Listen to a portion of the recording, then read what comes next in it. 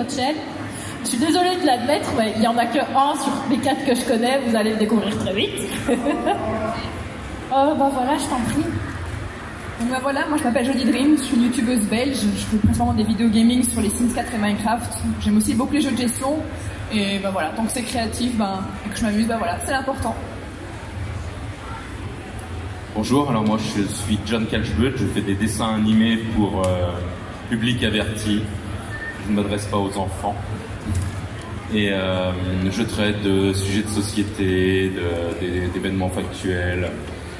Là, j'ai lancé une série sur les héros de guerre, je viens de faire un documentaire animalier, enfin je fais un petit peu tout et n'importe quoi.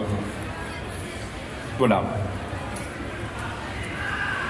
Eh bien bonjour, moi je m'appelle Sifano, je suis youtubeur principalement gaming, sur un petit peu touche à tout. Je joue à tout type de jeux, que ce soit des jeux d'aventure, plateforme, horreur, multijoueur, vraiment un petit peu de tout, voilà. Bonjour, moi c'est Magic Nub, je suis youtubeuse beauté, gaming, sur du multi-gaming, un peu de tout, surtout du Minecraft. Voilà.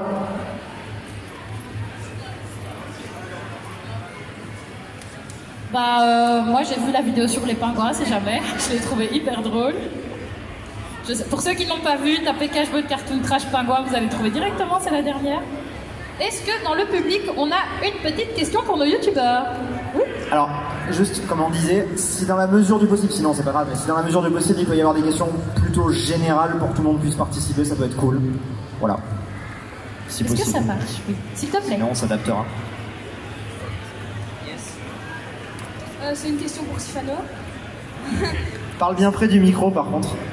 C'est pour savoir si tu comptes refaire une série comme L'Arche de Glace, une série à thème. Non, a priori pas. J'ai tourné la page, donc je fais autre chose maintenant, et voilà.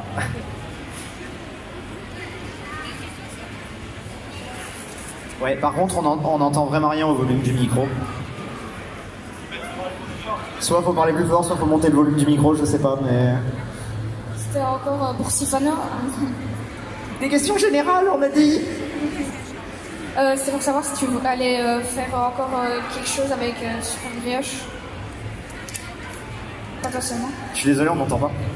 On comprend vraiment pas.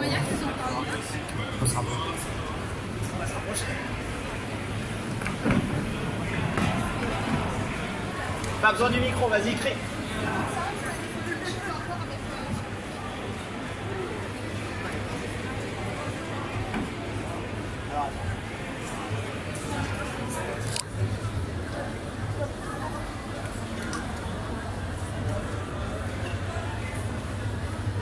Alors, y a-t-il des questions dans la salle?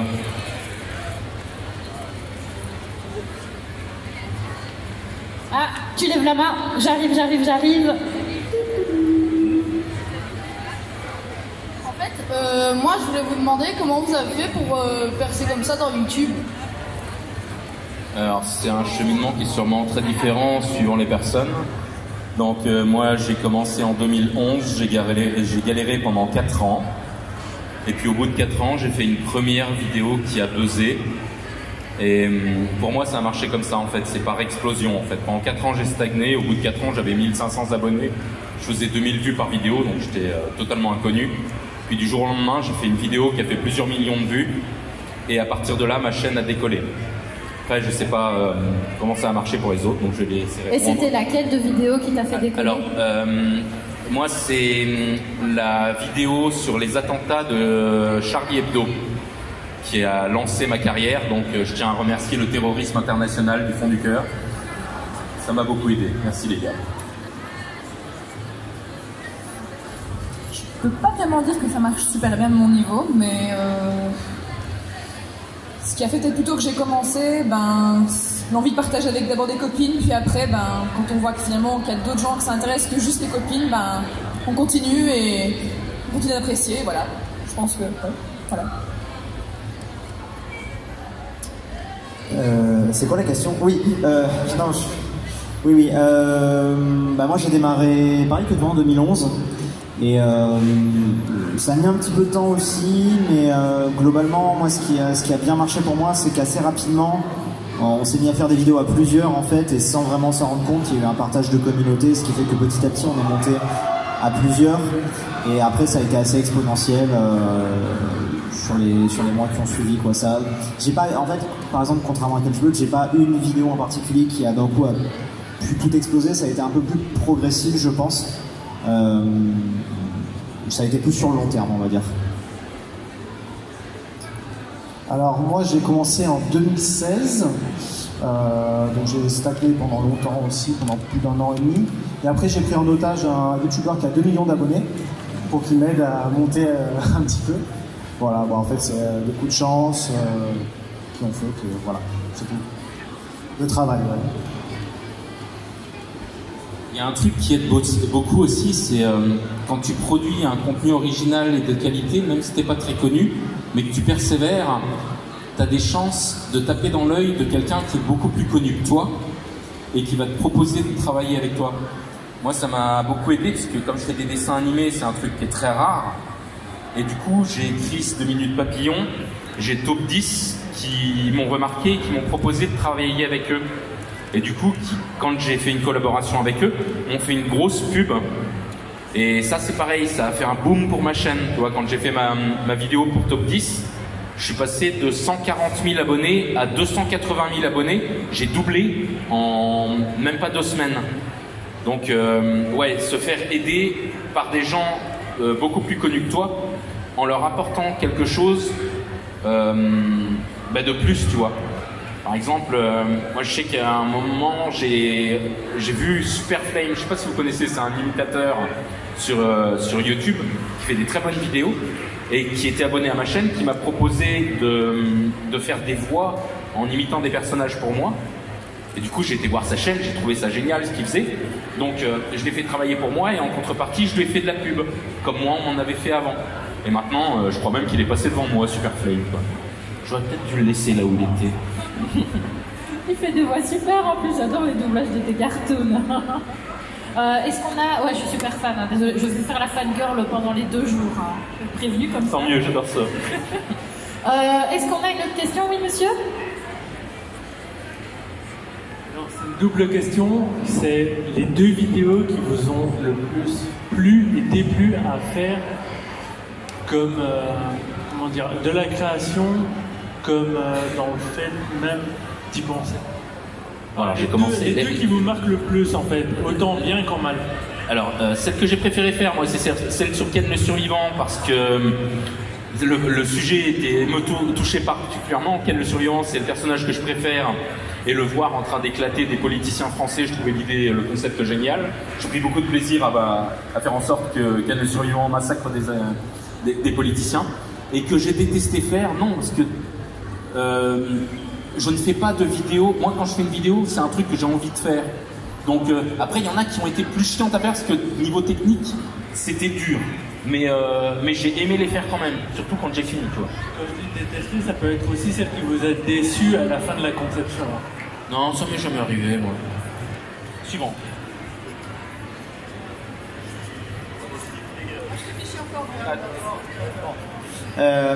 Globalement d'accord en fait, c'est-à-dire que j'ai pas de vidéo que j'ai sortie alors que j'avais pas envie de la sortir. Après, il y a pu y avoir, on va dire, des vidéos où pas que j'en étais déçu, mais où les réactions n'étaient pas forcément celles attendues. Mais c'est souvent des réactions à chaud, un peu bêtes sur certains jeux. Enfin, c'est pas très important. Donc j'ai pas vraiment de vidéos qui m'ont déçu. Et la vidéo que j'ai préféré faire, je pense que c'est une vidéo que tu n'as pas du tout aimé faire, toi. Mais récemment, je suis allé dans un zoo pour montrer un peu comment étaient traités les animaux. Et quelques temps avant aussi dans un refuge de la SPA. Et c'est des vidéos que j'ai beaucoup aimé faire. Parce que ça me sortait de ce que je fais d'habitude et c'était des sujets plus sérieux et plus prenants. Donc clairement, ces vidéos-là. Et non, j'ai pas détesté faire la vidéo du zoo, au contraire. Moi personnellement pareil, j'ai pas de vidéo que j'ai pas aimé faire parce que indirectement si je l'ai fait c'est parce que j'avais envie. C'est peut-être sur des détails à des moments, sur certaines vidéos, un truc qui allait pas, où je me suis dit c'est pas grave, mais enfin au final les gens l'ont remarqué. Voilà, c'est plus des petits détails comme ça. Et celle que je préfère faire, là on va dire sur une des séries actuelles que j'ai terminées, C'est sur Minecraft, on va dire que normalement on joue classiquement, mais là j'ai essayé de faire un truc scénarisé, un petit peu plus poussé, écrire une histoire avant et tout, et je pense que c'est ça que j'ai préféré faire dernièrement.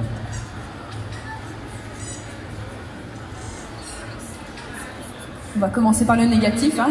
Bon, les vidéos que je préfère pas faire, c'est malheureusement les coups de gueule, parce que je pense qu'on a dû tout, peut-être au moins en faire une. Je sais pas mes collègues, mais voilà. Coup de gueule sur quoi que ce soit en fait. Et dans celles que je préfère faire globalement, on va peut-être trouver ça un peu hypocrite, mais bon voilà, si j'aime pas un truc, je le fais pas et je le poste pas, donc voilà.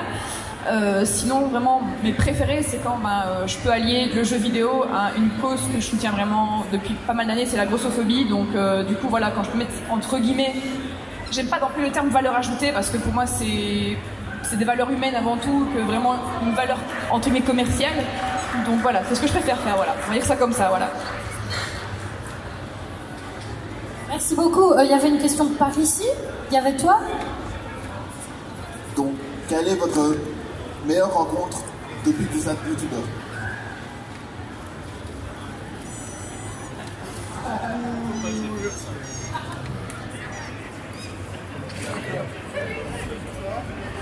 J'ai plusieurs réponses, moi, en fait.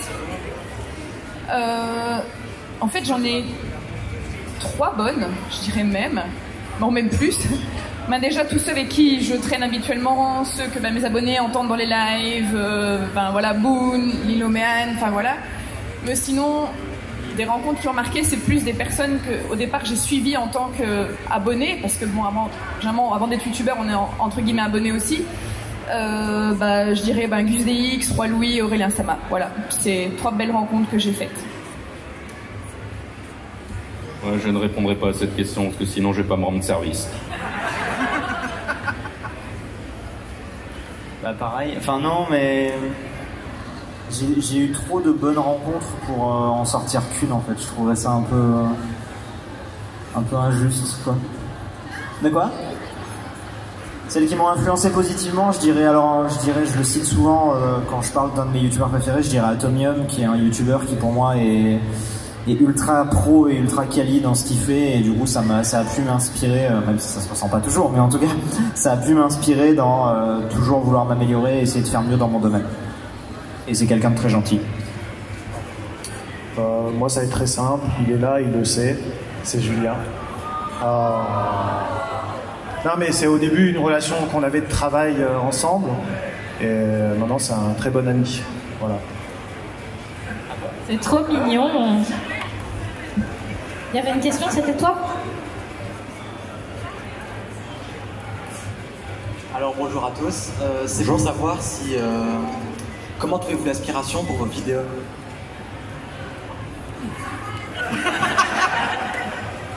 Ça peut venir de plein de trucs en fait. Moi j'ai une sorte de don, c'est quand je vois quelque chose, je me dis oh tiens je peux faire une connerie avec ça.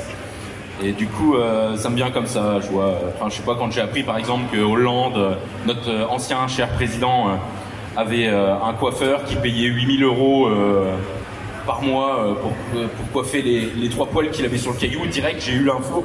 Je me suis dit, je peux faire une connerie avec ça, tu vois. C'est un truc qui vient naturellement. Après, je sais pas comment ça marche pour les autres, mais moi je fonctionne souvent à l'instinct, quoi, des trucs, des espèces d'éclairs, tu vois. Je me réveille la nuit, je me dis oh tiens faut que je fasse un truc là-dessus. Par exemple là, ma dernière vidéo c'est un documentaire animalier sur les pingouins. C'est pas le genre de truc, j'étais pas prédestiné à faire ça, mais bon je me suis dit un jour tiens faut que je fasse une vidéo sur les pingouins. Parce que ça peut être bien. Ça vient comme ça, comme une envie de chier. À mon niveau c'était compliqué parce que je m'intéresse à tout et rien m'intéresse, donc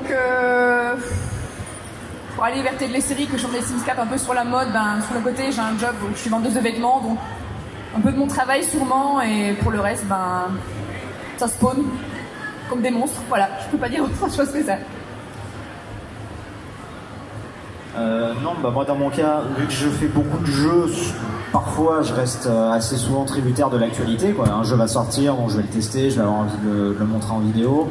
Après il y a d'autres choses où c'est plus de recherche, parfois pas mal de discussions aussi, que ce soit entre nous, même avec d'autres gens. Des fois le fait d'échanger ça permet t'as une base, par exemple, tu veux faire quelque chose sur tel jeu ou sur tel sujet, mais t'as pas forcément l'idée. Le fait d'échanger, de discuter, ça permet d'imaginer pas mal de choses. Mais la majeure partie de ce que je fais, traite quand même de l'actualité du jeu vidéo et des jeux récents que je vais faire. Là, prochainement, il y en a qui arrivent que je vais faire en vidéo, donc je reste assez tributaire de ça.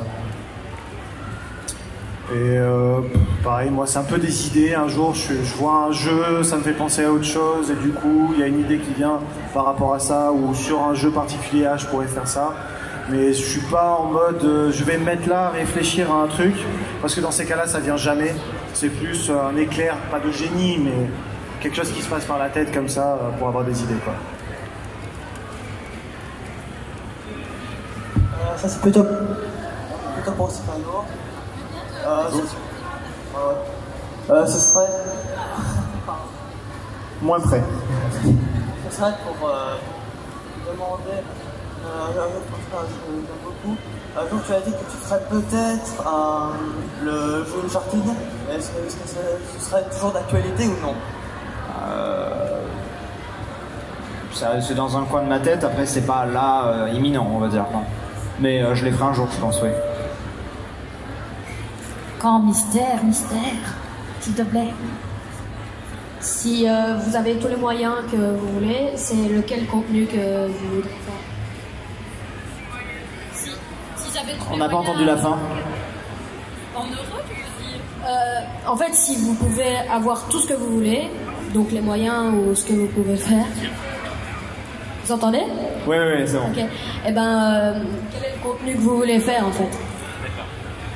On imagine que vous avez gagné à l'euro million, vous avez des millions d'euros. Alors, en fait, par exemple, moi, tu vois, je fais du dessin animé, et si j'avais beaucoup de moyens, ce qui est loin d'être le cas, j'aimerais me lancer dans... Roger Rabbit, ça vous parle? En fait, des moitiés dessins animés, moitié prise de vue réelle. Ça, j'ai les connaissances techniques pour le faire, mais j'ai pas le pognon pour m'acheter le matériel qui va bien. Ça, c'est quelque chose que j'aimerais bien beaucoup faire. J'aimerais me lancer dans une chaîne de gaming, mais pas du gaming, faire une chaîne plutôt culturelle jeux vidéo. Et ça, c'est pareil, c'est pas vraiment une question de moyens, c'est une question de temps. Faudrait que je recrute une personne. En fait, moi, mon rêve, c'est de créer un YouTuber gaming. Me faire un esclave, tu vois, qui bosse pour moi et qui tient une chaîne gaming, mais en fait, c'est moi qui serais le cerveau dans l'ombre, qui maîtriserait tout, tu vois. Et je pourrais faire une chaîne gaming qui écraserait tout ce qui existe à l'heure actuelle. Parce que je ferais du gaming, mais avec du dessin animé en même temps et tout, et je pourrais faire un truc sympa, je pense. Non, on cherche une fille en priorité. Oui, tant qu'à avoir un esclave, hein. À mon niveau, je changerais rien, ça serait juste upgrader mon matériel, c'est tout. Parce que j'aime bien ce que je fais actuellement, donc il n'y a pas de raison que je change. Voilà.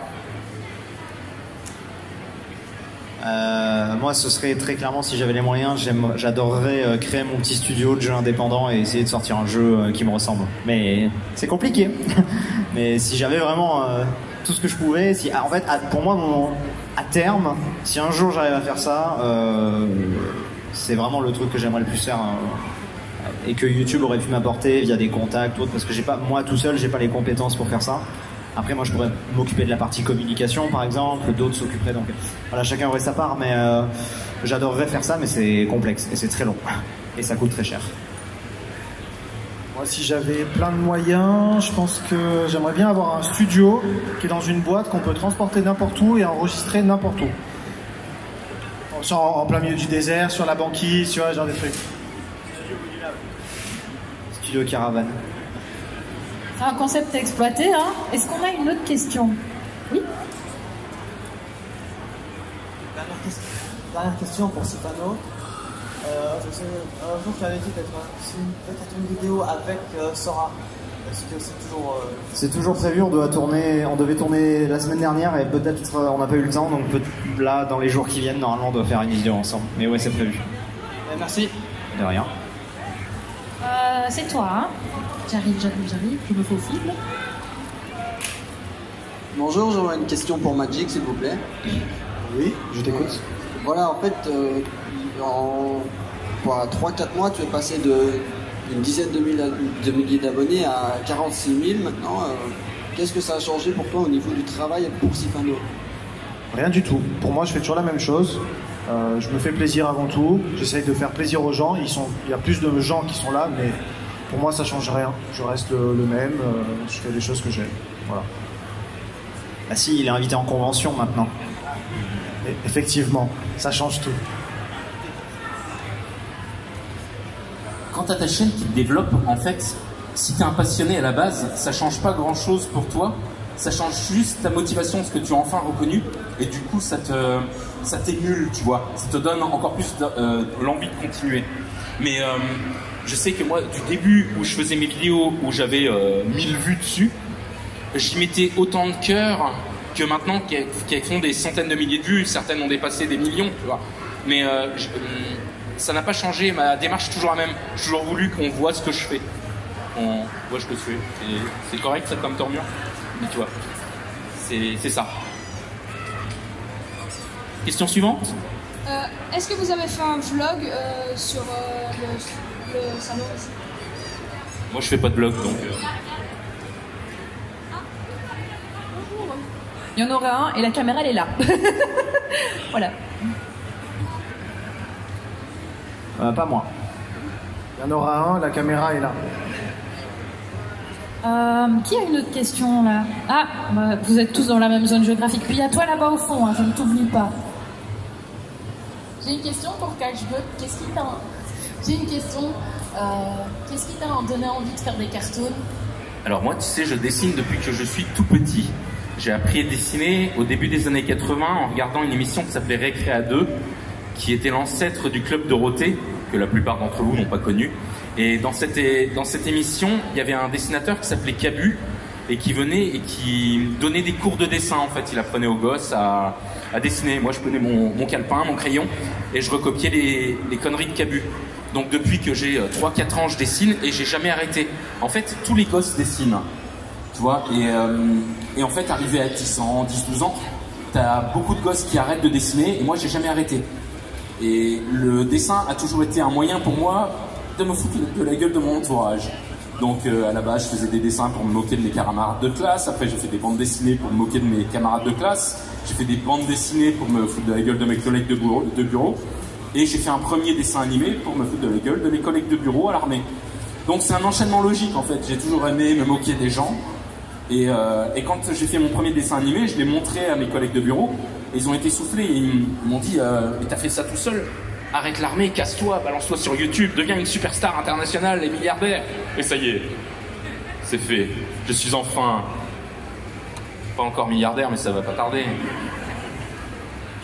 Merci. Question suivante. Il y en avait... C'était toi? Ouais.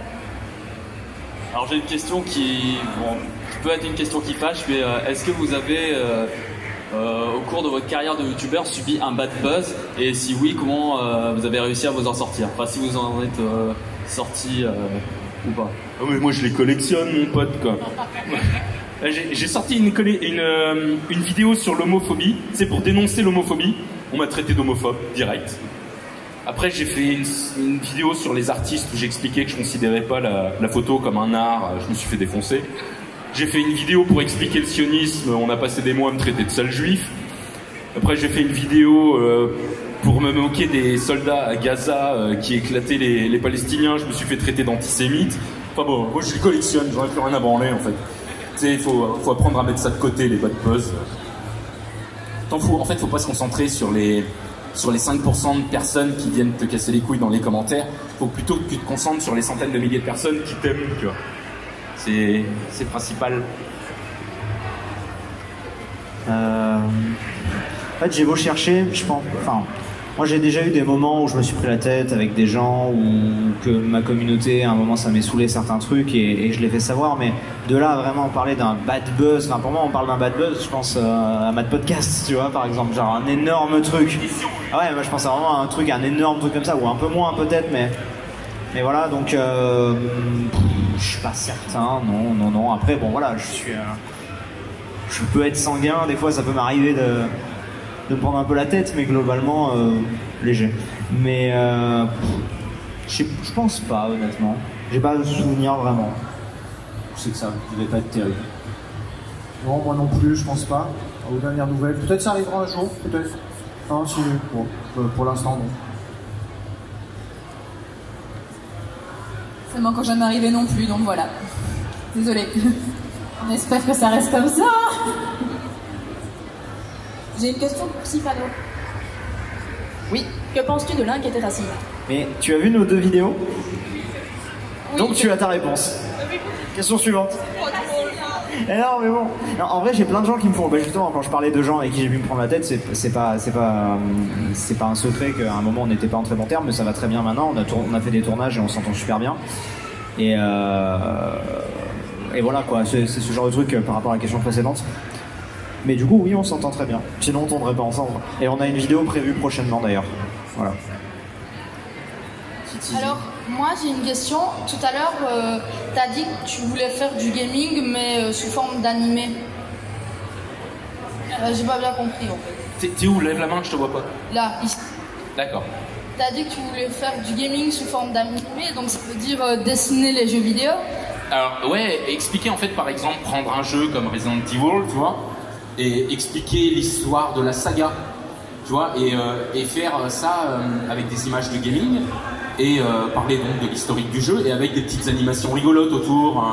Tu vois des zombies se faire défoncer par Chris Redfield et sa sœur et tout ce qui s'ensuit. Enfin, mixer, faire un concept culturel autour du jeu vidéo et de l'univers geek. Tu vois, je peux pas me contenter. Je suis pas obligé de me limiter aux jeux vidéo. Je peux par exemple parler de la saga Alien ou de la saga Robocop, mais de l'univers geek et faire ça avec un mix d'animation. Le problème, c'est que j'ai pas les moyens. Le problème, c'est que je ne suis pas le fils de Gérard Depardieu et j'ai pas des moyens illimités. Tu vois, si j'étais bourré de frites, ça fait longtemps que j'aurais une armée d'esclaves qui bosseraient pour moi, quoi. Mais je pense qu'il y a un concept à creuser et que je le ferai bien. Je pense qu'il y a moyen que je fournisse un bon travail là-dessus. Mais je manque de moyens. C'est parce que ça me faisait penser à une chaîne YouTube en fait qui fait à peu près ce que tu as dit, sauf que eux ils font pas du culturel. Eux ils prennent des jeux vidéo et ils les mettent en animé. Ouais, non, moi c'est autre chose. Moi c'est vraiment une démarche plus culturelle, humoristique, culturelle. Oui, tantôt j'avais pas compris. Et maintenant vous pouvez tous lui piquer son idée. Pour ceux qui savent dessiner, manière, c'est pas grave. Si quelqu'un veut me piquer l'idée, tu peux le faire. De manière, je m'en fous, je le ferai après et je le ferai mieux. C'est pas possible. Est-ce qu'on a encore une autre question? Vous êtes devant, hein, comme tu es à côté de moi. Oui, donc une question pour Julien. Qu'est-ce qui se cache derrière ton rideau, Flavien? Non. Ah, celui de Cécile.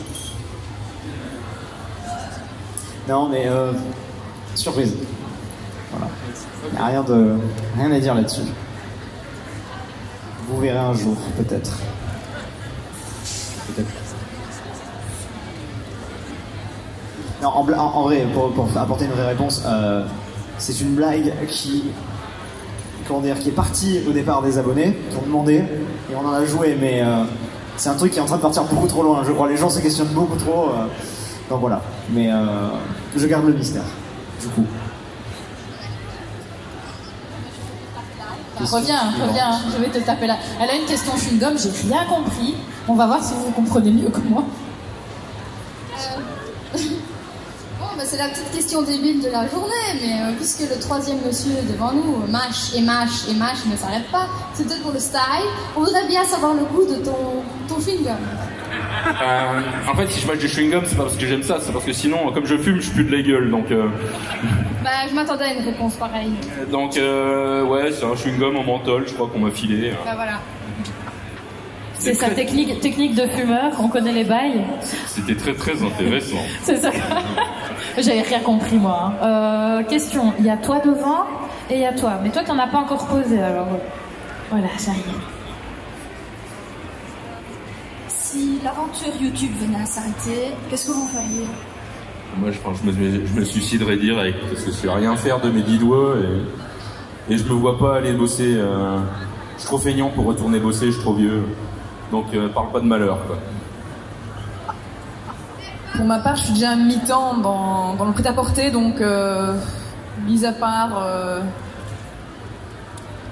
des journées sans rien, ou enfin voilà, niveau financier, ça change rien pour moi.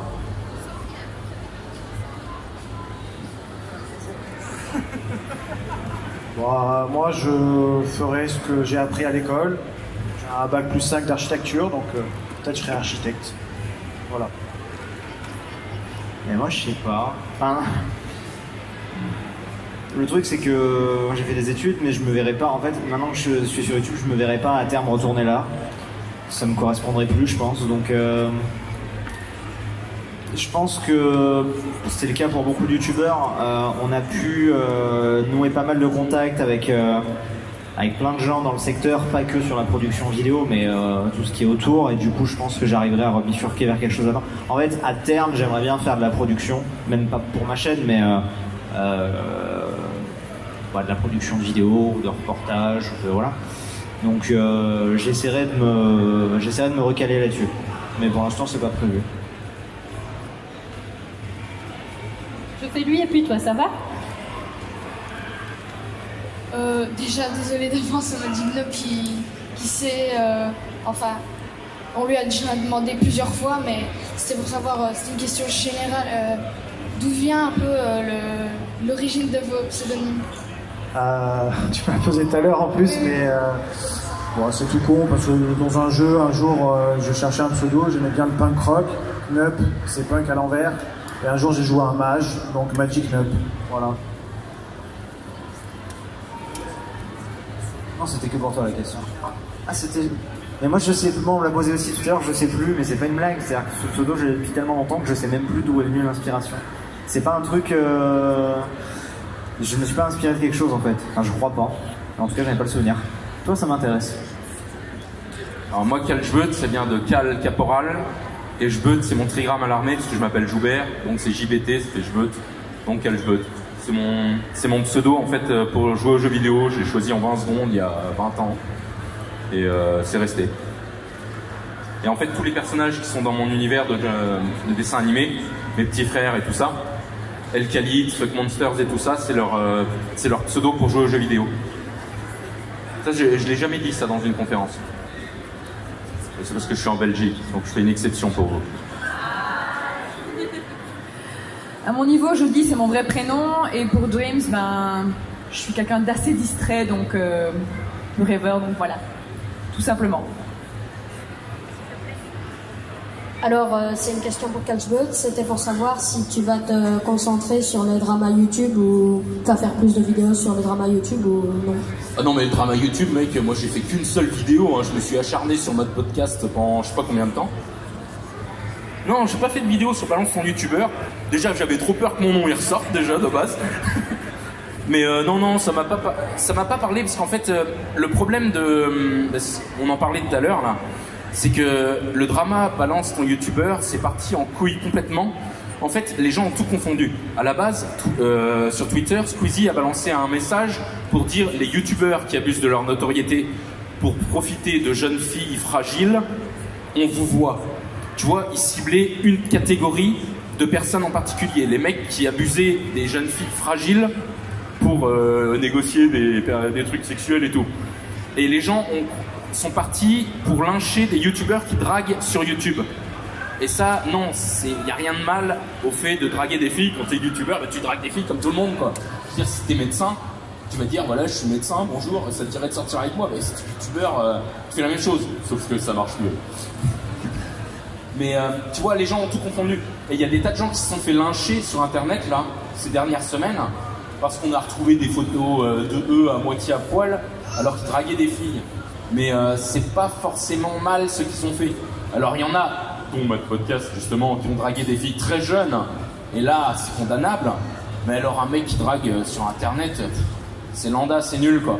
Donc j'ai pas fait de vidéo parce que ça aurait été mal interprété sur ce truc là. On aurait cru que il y a beaucoup de gens qui auraient cru que je prenais la défense des gens qui draguaient des très jeunes filles. Alors que c'est pas ça, les gens qui draguent des jeunes filles, c'est pour leur pataner la tronche, tu vois. Mais alors les gens qui draguent, font ce qu'ils veulent, hein. Je suis pas le dernier. On a une autre question?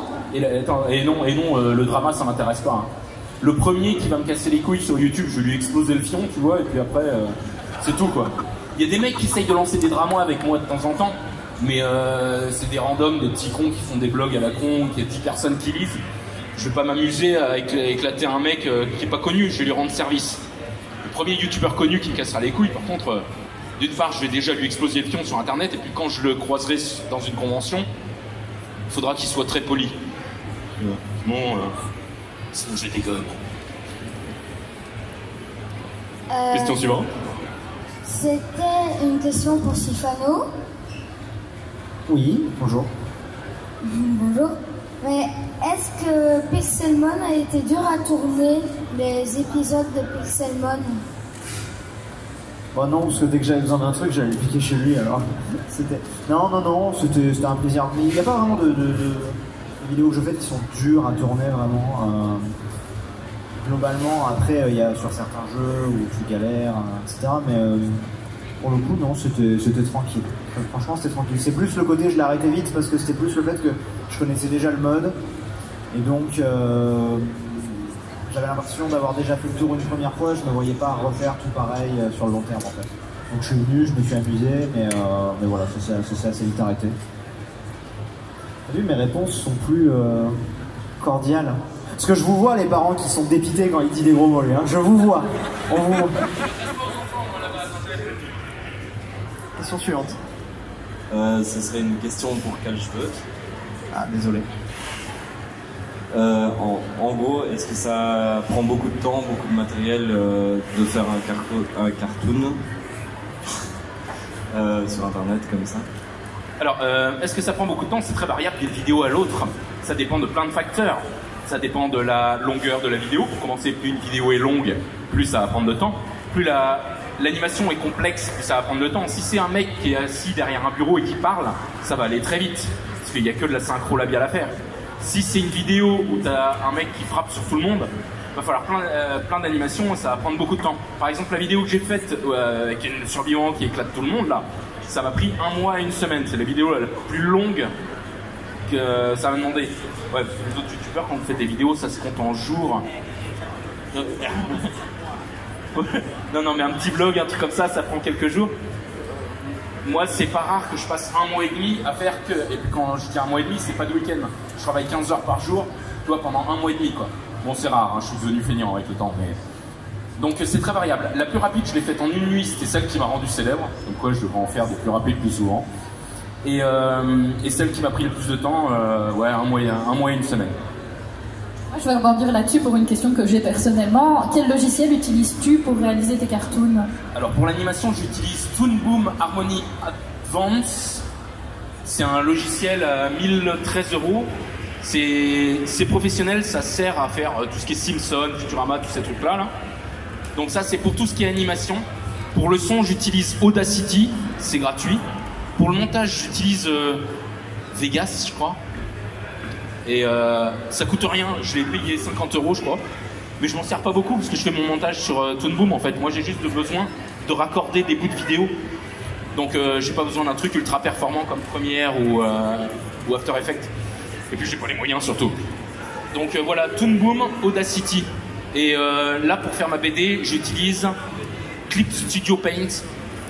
Mais bon, ça ne concerne pas les animations. Mais si vous voulez faire de la bande dessinée, Clip Studio Paint, c'est vachement bien. Ça coûte 50 €. Et c'est super poussé, il n'y a pas mieux. Hein. Vous pouvez acheter des logiciels plus chers, mais pas plus performants. Ce serait une question pour Sifano. Oui. Ayant vu l'une de tes dernières vidéos, est-ce que ton trajet s'est bien passé? Celui-ci s'est bien passé. Oui. Comparé à celui d'avant.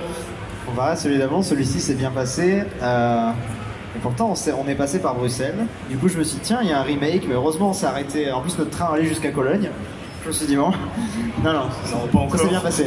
Puis bon, rendons à la convention qu'ils nous ont pris un superbe hôtel, donc ça se passe très bien. Ok. Et pour ceux qui savent Ils sont bien lotis. Pour ceux qui savent pas, en gros, j'ai fait un voyage il y a pas longtemps que c'est très très mal passé.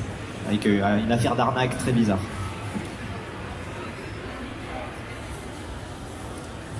Alors, moi, depuis tantôt, j'ai une question qui me trotte dans la tête. Est-ce que ça va vrai ou pas, ton fusil? Ah oui, forcément, quand je viens dans les conventions, j'emmène des vraies armes avec moi. J'ai des explosifs dans mon sac là-bas aussi. Là, j'attends que que la conférence soit finie pour lancer un attentat, faire plein de morts et tout. Oula. Mais non, c'est un truc en plastique. En plus, il est tellement pourri qu'il est même cassé. Je pourrais même pas tirer des billes avec. C'est juste un ornement en fait. Parce que moi, je fais pas d'airsoft. Moi, je tire avec des vrais flingues, mais je les emmène pas en convention.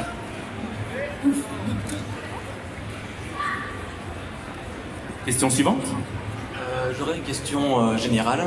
C'est pour savoir, avant que vous commenciez YouTube, avez-vous imaginé que vous iriez aussi loin en fait? Que vous iriez aussi loin dans votre parcours? Alors, moi dans mon cas, c'est clair et net non, pour une raison toute simple, c'est qu'à l'époque où moi je me suis lancé, YouTube n'était pas ce qu'il était aujourd'hui, il y avait beaucoup moins de gens, le premier YouTubeur français devait avoir 20 ou 30 000 abonnés à tout casser. Donc on pouvait absolument pas imaginer ce que ça allait donner en fait. Déjà on pouvait pas prédire si ça allait marcher ou non pour nous. Moi je me souviens que j'avais fait une vidéo, je crois pour mes 2000 ou 3000 abonnés, j'étais comme un dingue parce que c'était incroyable, tu vois, genre. Parce que aujourd'hui les chiffres sont tellement démesurés sur YouTube, mais quand tu prends juste factuellement les chiffres, déjà simplement quand t'as 5000 personnes qui te regardent, mais 5000 personnes là dans la pièce, tu vas voir, ça fait du monde quand même. Donc ouais. Et je pense qu'aucun d'entre nous en fait pouvait vraiment prédire ça. Je pense que des gens qui se lancent maintenant peuvent avoir l'espoir de se dire ah il y en a, ils ont tant d'abonnés, tant de vues, etc. J'aimerais bien faire pareil. Mais même ça ils peuvent pas savoir si ça va marcher ou pas. Et toi t'as une réponse? Alors moi je suis complètement con.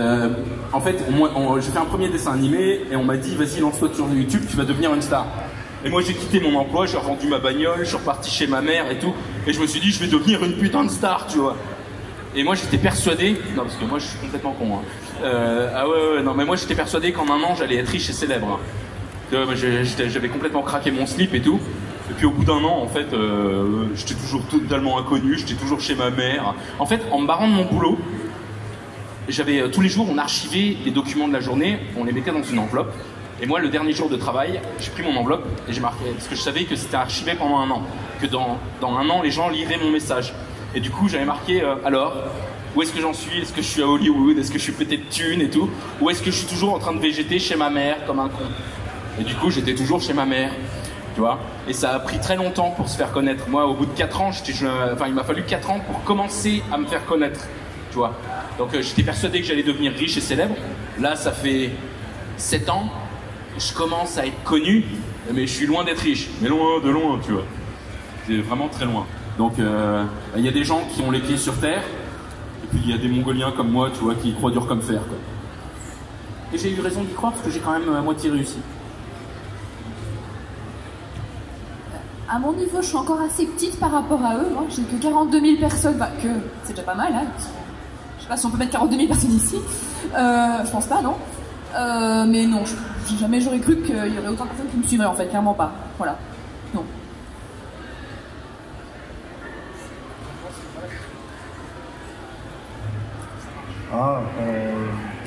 Pas spécifiquement, mais c'est vrai que ça fait bizarre. Pas forcément par le nombre d'abonnés, mais moi, je le remarque en live. Quand j'ai commencé, il y avait 2, 3, 4 personnes. Et là, quand il y en a 1500, en fait, on n'imagine pas le nombre que ça peut être, 1500 personnes comme ça. Mais c'est cool. Mais non, j'imaginais pas au début, quoi. Je suis assez d'accord, je sais pas si vous sur les lives, mais moi c'est vrai que autant les vues d'une vidéo c'est hyper impressionnant, mais je me dis les gens viennent petit à petit, autant des fois quand tu te dis à un instant T t'as X 1000 personnes qui sont connectées des fois sur ton live, ça c'est vraiment je pense le truc où à chaque fois j'ai le plus le vertige en fait. Parce que tu te dis mais ouais t'as autant de gens qui sont là en même temps à te suivre. Ouais, c'est ça, et indirectement peut-être à la caméra ça se voit pas forcément, mais des fois moi ça m'arrive, je suis en mode il y a 1500 personnes, qu'est-ce que je fais? Il faut pas que je fasse d'erreur, mais sinon ça va. Question suivante. C'est une question pour Magic. Est-ce que tu as eu le Ponyta Shiny? J'ai pas entendu. Est-ce que tu as eu Ponyta Shiny? Non, j'ai pas relive sur Pixelmon, mais peut-être au prochain. Et je lui enverrai une belle photo. D'abord suivante. Voyage. Faut bien s'occuper, hein. Bonjour, donc moi je voudrais m'adresser à Julien. Savoir comment tu fais par exemple pour gérer le fait d'avoir des chats en ville. J'ai pas du tout entendu, je suis désolé. Je veux dire, du fait de gérer les chats en ville, comment tu fais par exemple pour les laisser sortir, est-ce qu'ils vont dehors ou pas Mes chats ils sortent pas, je suis en appart, je suis même pas en rez-de-chaussée ou quoi, donc ils sortent pas. Mais ouais non mais ils ont toujours vécu en appartement et tout, donc ils sont pas malheureux. T'inquiète pas, ils sont pas malheureux. Ils sont très bien. C'est mignon la question. On verra un jour si j'ai un jardin ou quoi. Mais pour l'instant, à la limite si j'étais en rez-de-chaussée, tu vois, pourquoi pas. Mais là même pas, donc pas possible. C'est chou comme question. Et c'était la dernière question d'ailleurs, donc je vais vous demander d'applaudir bien fort nos youtubeurs. Oui, c'est passé super vite d'ailleurs. Merci beaucoup pour cette conférence, les gars, franchement, c'était top. Pas de soucis. Et applaudissez-les encore bien fort une dernière fois.